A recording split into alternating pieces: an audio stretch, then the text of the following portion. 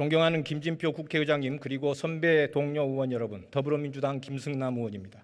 윤석열 대통령은 쌀값 폭락을 막기 위한 최소한의 안전장치인 양곡관리법을 전형적인 포퓰리즘 법안이라고 했고, 또 한덕수 국무총리는 이를 시장 논리에 반하는 남는 쌀 강제 매수법이라고 했습니다.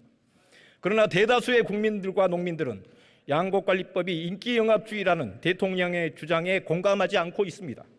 왜냐하면 쌀은 여전히 우리 국민의 주식이자 생명이며 안보이기 때문입니다. 문재인 정부는 박근혜 정부 당시 18만 원에서 13만 원까지 폭락한 쌀값을 5년 동안 무려 22만 원까지 끌어올렸습니다. 그런데 작년 정권 교체기에 쌀값은 22만 원에서 16만 원까지 순식간에 25%나 폭락했습니다. 우리는 작년 쌀값 대폭락 사태를 눈물을 흘리며 절규하는 농민들을 지켜보면서 자시할 수 없었습니다. 이에 다시는 이러한 쌀값 폭락 사태가 재발하지 않도록 쌀값 정성화법을 마련했습니다. 그런데 이를 어떻게 포퓰리즘이라고 매도할 수 있습니까?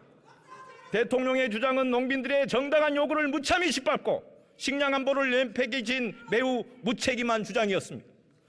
한덕수 총리는 쌀 시장 격리 의무화를 하면 농민들이 쌀 면적을 줄일 아무런 인센티브가 없다고 이 자리에서 강변했습니다.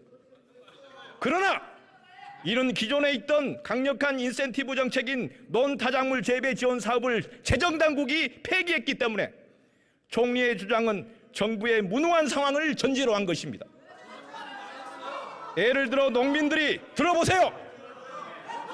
논 3,000평의 쌀 농사를 짓지 않고 밀, 콩 등을 재배에 연 200만 원을 더 벌 수 있도록 정부가 더 강력한 인센티브를 제공한다면 어떤 농민들이 쌀 농사를 고집하겠습니까?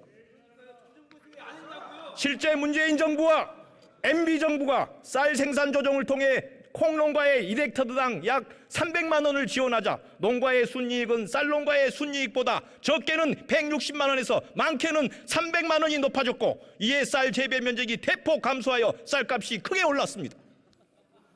즉 정부가 단 1,000억 원의 예산을 제대로 집행해 타작물 재배에 대한 강력한 인센티브를 제공한다면 쌀값을 정상화시킬 수 있다는 걸 역대 정부는 증명해 왔습니다. 따라서 정부가 더 강력한 타작물 전환 정책을 추진한다면 시장 격리 의무화가 쌀 생산 조정의 효과를 상쇄할 것이라는 한덕수 총리의 주장은 기우에 그칠 것이라 확신합니다. 또한 양곡관리법이 시행되면 쌀 과잉 구조가 심화되어 2030년에 쌀 초과 공급량이 60만 톤을 넘어서고 연간 1조 원 이상의 부담될 것이라는 주장에 대해서도 경실련까지 나서서 쌀 생산량 부풀리기나 재배 면적 감소에 대한 왜곡이 있었다고 비판했습니다. 이는 국책연구원이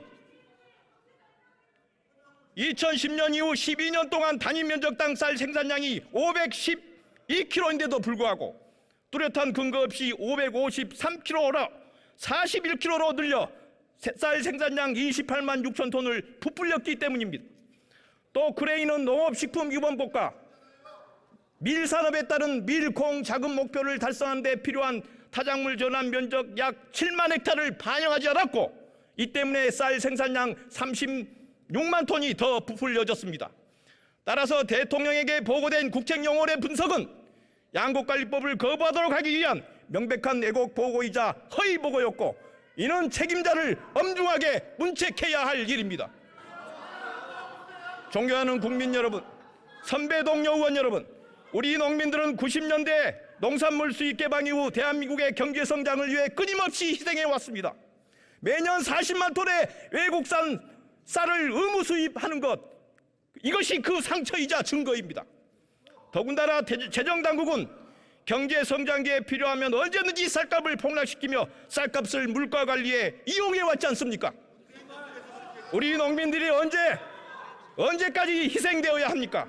우리나라가 선진국에 진입한 지금 농민들이 한없이 희생당한 이 악순환의 고리를 끌어내고 재정당국이 손아귀에 쥐고 있는 쌀값에 대한 결정권을 이제 농민들이 가질 수 있도록 쌀의 민주화 시대를 만들어야 하지 않겠습니까?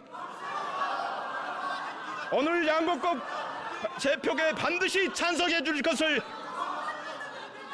고맙습니다.